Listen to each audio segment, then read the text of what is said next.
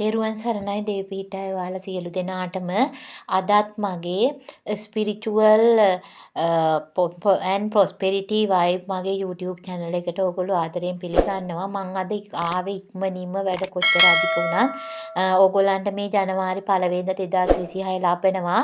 ඒ දවසට මගෙත් එක්ක මට පේනවා ගොඩක් අයක් ටික මේ රැඳිලා ඉන්නවා කියලා. අපිට සල්ලි ඕගොල්ලන්ට සල්ලි වියදම් වෙන්නේ නැති වැඩ තමයි මම ඔයාලට කියා දෙන්න හදන්නේ. ඉතින් මාත් එක්ක ඉන්න අයට මම මේ ලොකු පණිවිඩයක් දෙන්න තමයි මේ හදිසිය ආවේ. ඉතින් හොඳට මතක තියාගන්න මේ විශ්වයෙන් ආපු පණිවිඩ මේවා හරිම වටින දේවල්. ඉතින් ඔයා මං ඉස්සෙල්ලාම කියන්නම් ජනවාරි 1 වෙනිදා ඒ කියන්නේ 31 වෙනිදා ඉවර වෙනකොට රෑ 12:05 වුණාට පස්සේ ඔයා මහා විෂ්ණු දිව්‍ය රාජෝත්තමයන්න් වහන්සේට අපේ විෂ්ණු දෙවියන්ට පහනක් පත්තු කරන්න. පත්තු කරලා ඉවර වෙලා හිටන් මොනාවත්ම දන්නේ නැති කෙනෙක් නම් ඕම් නමෝ වාසුදේවාය නමः ඕම් වාසුදේවාය නමः ඕම් වාසුදේවාය නමः කියලා 7 පාරක් කියලා ඔයා දන්න ටික කියා තියන්න. ඔයා ඉස්සෙල්ලාම උදේ මේ හවසට ඉතින් බුදුන් වඳිනවනේ. අපේ මේකේ ඉන්න අය බුදුන් අය සම්බුද්ධ ශාසනය ආරක්ෂා කරන්න උතුම් මහා විෂ්ණු දිව්‍ය රාජෝත්තමයන් වහන්සේ මේ සම්බුද්ධ ශාසනය ආරක්ෂා කරන්න බාර දීලා තියෙන්නේ. ඉතින් ඔව් මේකේ ඉන්න සියලු දෙනාම බුදුන් වඳිනවා. එතකොට නැති කෙනෙක් වුණත් ඒකට කමක් නැහැ. දැන් මුළු ලෝකේ පුරා බුදුදහම පැතිරෙනවා කියලානේ දැන් සාකච්ඡාව යන්නේ. ඉතින් ඇත්තට මේක ඇත්තනේ. අනුන්ටත් වරදක් වෙන්නේ නැති, Tamanටත් වරදක් වෙන්නේ නැති, Taman යහපතෙත් යන, අනුන් යහපතෙත් යන දහමක්නේ අපේ බුදු පියාණන් වහන්සේ දේශනා කරලා තියෙන්නේ. ඉතින් ඒකින්දා බුද්ධ ශාසනය ආරක්ෂා කරන්න තව ශක්තිය දෙන්න ඒ වගේ මිනිස්සු ආරක්ෂා කරන මහා කාරුණික මහා විෂ්ණු දිව්‍ය රාජෝත්තමයන්න් වහන්සේට ඔයාලයි 12 පහුනම පහනක් පත්තු කරන්න. එතකොට කිසි දෙයකට බය වෙන්න එපා. උන්වහන්සේගේ ෆොටෝ එකක් නැත්තම් උන්වහන්සේව සිහිපත් කරන්න. උන්වහන්සේගේ හැඩරුව සිහිපත් කරලා එළියෙන් පත්තු කරන්න පහනක් පත්තු කරලා කියා හිටින්න ඔයාලගේ දුක් කරදර ටික තියෙන ඒවා කියා හිටින්න. විෂ්ණු දෙවියෝ කියලා කියන්නේ ඕගොල්ලෝ දන්නවනේ මහා කාරුණිකයි. එක ජන කතාවක් තියෙනවා. ඕගොල්ලන්ට මම පොඩ්ඩක් ඒක විස්තර කරලා දෙන්නම්. වැඳිය යුතු සුදුසුම දෙවියන් කවුද කියලා තෝරා ගන්න මේ තෝරා ගැනීම සඳහා මහා සාන්තුවරයවරුන් කීප දෙනෙක් සභාවක් පවත්වලා සාකච්ඡාවකට ගියාලු. ඒ වුණාට ඒ සාකච්ඡාව සාර්ථක වුණේ නැහැලු. ඊගාවට මොකද කරන්නේ? එක මේ ශාන්තුවරයෙක් සෙයින් කෙනෙක් යවවලු කවුද වැඳීමට හොඳම දෙවියෝ කියලා හොයාගෙන එන්න කියලා. මේක ඉන්දියන් ෆෝක්ලෝර් එකකින් මම දැක්කේ ගන්න 10 වසර පොතේ තියෙන. ඕගොල්ලෝ හොඳට පොඩ්ඩක් ඕනනම් ගිහින් බලන්න.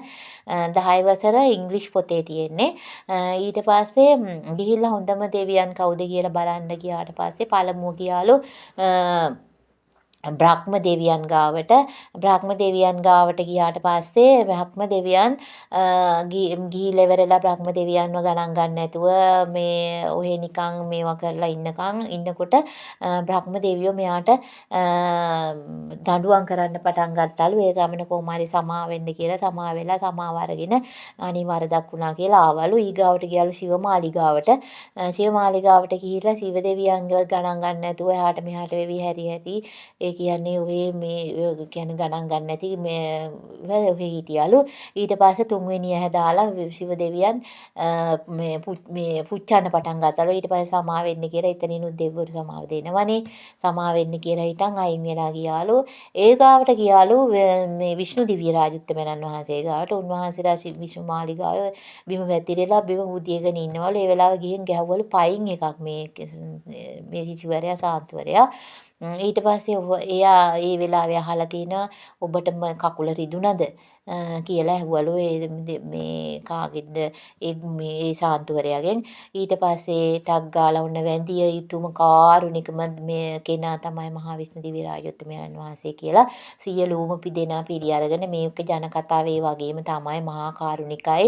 මේ සියලු දෙනා මේ වගේ දෙවියන් කියන්නේ සමාව ලබා දෙන අය. කිසි දෙයකට බය වෙන්න ඕනේ නැහැ. ඒගොල්ලන්ට වඳින්න වරදක් තියෙනවා නම් සමා වෙන්න කිව්වක සමාව ලබා දෙන්න පුළුවන්. දෙවියෝ කියන්නේ සමාව ලබා දෙන අය. ඉතින් අපි දැන වර්ධි කරන්න හොඳ නැහැ. නොදැන යමක් සිදු වුණා නම් ඒගොල්ලෝ අපිට සමාව ලබා දෙනවා. ඒ හින්දා විෂ්ණු දිවිරාජෝත්තමයන්න් වහන්සේ වඳින්න කවුරුවත් බය වෙන්න එපා. උන්වහන්සේ මහා කාරුණිකයි.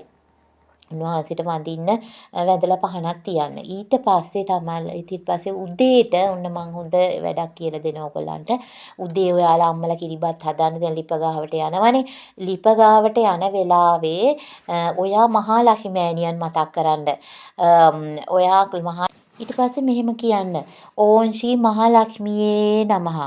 ඕං ශ්‍රී මහලක්ෂ්මියේ නමః කියලා කියාගෙන හිම නිතරම කියන්න. කියලා වඳින ගමන් මේ වැඩ කරන ගමන් ඔයා සර්ව ලෝක වසංකරී, සර්ව දේව වසංකරී, සර්ව ධන ධාන්‍ය වසංකරී මේ වසමානී නමః කියලා වඳින්න. කොහොමද? ආයසරයක් සර්ව ලෝක වසංකරී, සර්ව දේව වසංකරී, සර්ව ධන ධාන්‍ය වසංකරී මේ වසමානී නමః. දැන් මතකයිද? සර්ව ලෝක වසංකරී, සර්ව දේව වසංකරී, සර්ව ධන ධාන්‍ය වසංකරී මේ වසමානී ස්වාහා. තව ලක්ෂ්මී අම්මා වඳින්න ගොඩාක් ගාතාවල් තියෙනවා. ඒවා මං පස්සේ කියලා දෙන්නම් ඔයගොල්ලන්ට ඒ විදිහේ. ඔයාලා එහෙම කියලා වඳින්න උතුම් ලක්ෂ්මී අම්මා බලනවා අධ්‍යාත්මය සාර්ථක කරගන්න උදව් කරනවා. අපේ කාන්තාවෝ විශේෂයෙන් ලක්ෂ්මී අම්මට වඳින්න මම තව රහසක් කියලා දෙන්නම්. ওই කෑම හදනකොට ඔයා ලක්ෂ්මී අම්මට කියන්න ඕ ශ්‍රී මහා ලක්ෂ්මී නමः ලක්ෂ්මී මෑණියනි මේ ආහාර වල සකස ගන්න මට මේ නිර්මාකාරව සකත ගන්න ශක්තිය ලබා දෙන්න කියලා කියා හිටින්නකො මොකද්ද වෙන්නේ කියලා බලන්න. මං ඔයාලා දන්නවද මේ ඔය කිරි දාන එහෙම මම තනියෙන් හදනවා. ඕන තරම් වටේට පොල් ඉතින් ගොඩකට හදන්න ගියාම පොල් ටික මට ඕනි. කවුරු හරි පොල් ටික ගාලා දෙන්න පොල් ටික මිරික ගන්න කට්ටිය විතරමයි. මම ඔක්කොම තනියෙන් හදනවා. ඒකට මට උදව් වෙනවා මේ ලක්ෂ්මී අම්මලා. ඇත්තටම මට දෙවි දේවතාවුන් වහන්සේලා සෑහෙන්න උදව් වෙනවා. කිසිම දවසක කෑමක් වරදින්නේ නැහැ හදාගන්න ගියාම. ඉතින් මට මේ වෙලාව නැහැ. නැත්තම් මම මේ කෑම જાති හදන හැටිත් ඕගොල්ලන්ට YouTube channel එකක් හදලා තියෙනවා. දාගන්න විදියක් නැත්තේ. ලංකන් ෆ්ලේවර් ශාමලී කියලා මම හදලා තියෙනවා. මේ තව මගේ තියෙන මේ වගේ හරි ගස්සලා තියෙනවා. ඕගොල්ලන්ට මේ මං එහෙම දාන්නම්. ඉතින් ඔයාලට මම මේ ගෘහණියන්ට කියන්නේ මේක අනිවාර්යෙන් බලන්න අපේ කාන්තාවෝ බල්ලා ජනවාරි 1 වෙනිදා ඉඳලා ඕගොල්ලන්ගේ ජීවිතය සාර්ථක කරගන්න නිවසට සෞභාග්‍ය සිරිකත කැඳ ගන්න. අනේ එදා දවසට ඕගොල්ලෝ ඊට ඉස්සෙල්ලා දවසේ ලිප ඕගොල්ලන්ගේ තියෙන ගෙදර ලිප පිරිසුදු කරගන්න. කියන්නේ මැටි ගෙදරක් නම් හරි හොඳයි. එතන ඒ ලිප හදාගන්න ගොම්මැටි ටිකක් ගාලා හදාගන්න.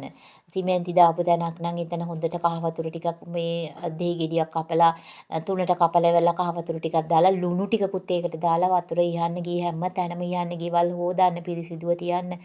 අනේ හැම වෙලේම ඔයගොල්ලන්ගේ ප්‍රාර්ථනා කරන්න මා ඔයාගේ ස්වාමියාට දරුවොන්ට ඔයාට යහපතම ලැබේවා සියලු ලෝක සත්‍යයන්ටම සිත සාන්තිය ලැබේවා කියලා ප්‍රාර්ථනා කරලා මහා ලක්ෂ්මී මෑණියන්ට මහා විෂ්ණු විරාජෝත්තමයන් වහන්සේට උදේ හවහ පින් දෙන්න බුදුන් වැඳලා අනිවාර්යෙන් ඔයගොල්ලන්ට හරියනවා.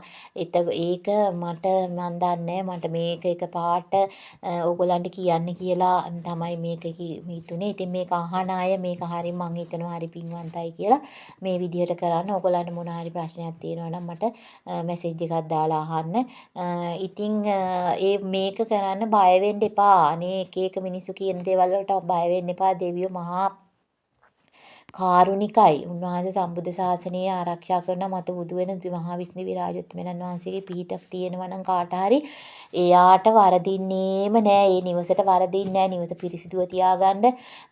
එතකොට ඔයා හොඳින් ඉන්න ඔයාගේ අතින් යම් දවසක හෝ වැරදක් සිද්ධ වෙලා තියෙනවා නම් මේ මහා පහන පත්තු කරන්න පටන් අරගෙන එදා පහන පත්තු කරලා එදා ඉඳලා දිගටම කරගන්න බැරි නම් ඒක නොකරට කමන්නේ. හිතින් බුදුන් වැඳලා විෂ්ණු දෙවියන්ට මහා ලක්ෂ්මී ඇණියන්ට පින් දෙන්න. මොකද දෙවියෝ වැඩ හිටින්නේ හදවතේ. හදවතේ ඔයාගේ හදවතේ තමයි දිව්‍යත්වයේ තියෙන්නේ. එහෙනම් ඔයා දෙවියන් හදවතේ තියාගෙන උන්වහන්සේලාට වන්දනා කරන්න. ඉතින් වඩාම හොඳයි ඔයා ඉතින් මේ සබහා ධර්මයට කිසි දවසක හානි නොකරන කෙනෙක් වෙන්න. අම්මා මුළු ජීවිතේම දරුවෝ ළමයි වෙනුවෙන් කැප කරන්න. පුළුවන් නම් ඔයා හරිම හොඳ දෙයක් තමයි මේක මේ වීඩියෝ බලන ඔයා මස් මාළු වලින් තොර වෙලා එදා දවසවත් ඉඳලා පිරිසිදුව මේ වැඩේ කරන්න. තව ඔයාට කියන්න උදේ පාන්දර කිරි ආහාර ටිකක් හදලා එදා උදේට බුදුරජාණන් වහන්සේට මහා කාරුණික මහා බුදු පියාණන් වහන්සේට පූජා කරන්න. පූජා කරලා ඔයා මනසින් ඔයා දන්න දේ කියා හිටින්න. මේ උතුම් වූ පූජාවේ මහා කාරුණිකයි උන්වහන්සේ. කෝටි අම්මවරුන්ගේ කෝටි අපියවරුන්ගේ කරුණා ගුණය ටික කරගත්තත් අපේ බුදු පියාණන් වහන්සේ කරුණා ගුණයට සමාන කරන්න බෑ. ඉතින් ඔයා පූජා කරන පොඩි දෙයක් ඉතා වටිනවා මහා පිනක්. ඒ හින්දා මේ පිනෙන් ජනිත මේ පින් කුසලෙන් ජනිත වන්නා වූ සියලු පින් මගේ දරුවන්ට මගේ දෙමව්පියෝ දෙන්නට සියලු ලෝකවල සියලු සත්‍යයන්ට මගේ ස්වාමියාට ඉස්සෙල්ලම වාගේ ස්වාමියාට කියලා ඒ ඉන්න අය මම දන්නේ පවුලේ ඉන්න අයට හැමෝටම සෙත් පතන්න. ඊළඟට සියලු දෙවි දේවතාවුන් වහන්සේලාට මේක අයිති වේවා. සම්බුද්ධ ශාසනය ආරක්ෂා කරන්නා වූ සියලු යක්ෂ සේනාධිපතීන් වහන්සේලාට ආශිර්වාද. ඒගොල්ලෝ මහා උතුම් වූ මේ සම්බුද්ධ ශාසනය ආරක්ෂා කරන්න ඉන්නවා මහා යක්ෂ සේනාධිපතීන් වහන්සේලා. ඒගොල්ලොත් මේක ආරක්ෂා කරනවා. ඒගොල්ලොත් මේ සම්බුද්ධ ශාසනයට මහා දායකත්වයක් දෙනවා. හතරවරන් දෙවිවරු හතර දෙනා මතක් කරන්න. මේ මට කියනවා ඒක මතක් කරන්න කියලා. හතරවරන් දෙවිවරු වහන්සේලා මතක් කරන්න. උන්වහන්සේලා මතක් කරලා මේ උන්වහන්සේලාට මේ පින් අයිති වෙන්න කියලා කියා හිටින්න. මේවා හරි වටින දේවල් මේ අම්මලා තාත්තලා මේක අහන හැම කෙනාම කරන්න. විශේෂයෙන් මං ගෘහණියන්ට මේ කියන්නේ මේ ගෘහය ඇත්තටම දේවාලයක් දිව්‍ය විමානයක් කරගන්න පුළුවන් ඔයාලට. ඔයා යහපතින් වැඩ කරොත් ඔයා දන්නවද තාමන් ට්‍රික්ස් එකක් කියලා දෙන්න. අපේ ලක්ෂ්මී ඇණිය ගැන කිව්වොත් එයා හරි ලස්සනයි නේද? ඉංගසුඟ පුදුම හැඩක් තියෙන කෙනෙක්. ඇයි දෙවියන් මේ මහා බුදු පියාණන් වහන්සේලා බුදුවරු වැඳලා තියෙනවා. වහා ගොඩක් වන්දනා කරලා තියෙනවා. එහෙනම් ඔයත් අද ඉඳලා පටන් ගන්න මේ උදුන් වදින්න නැති කෙනෙක් නම් ඒක පුරුදු වෙලා හිතලා වදින්න හරි ලස්සන වෙනවා. බුදුරජාණන් වහන්සේට බුද්ධ පූජාව ටිකක් තියලා උදේ හවහ වන්දනා කරන්න.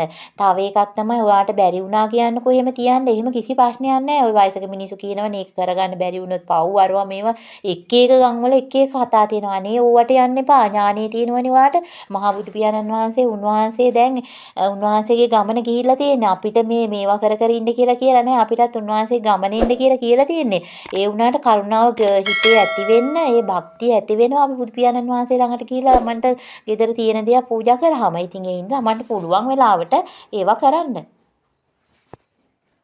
එහෙනම් තව මම ඔයාලට ඊළඟ වීඩියෝ එකකින් ගෙනත් දෙන්නම්. එහෙනම් මේ ජනවාරි 1 වෙනිදා කියන්නේ 2026 අවුරුද්ද ඕගොල්ලෝ සතුටින් ගත කිරීම සඳහා තියෙන ලෙඩ දුක් සුව වෙලා උතුම් නිරෝගී සුවය මත් වෙලා සර සෞභාග්‍යම ඔයගොල්ලන්ගේ ගෙවල් වලට නිවසවල් වලට ඉතිරිලා දිව්‍ය මාන බවට නිවසවල්පත් වේවා.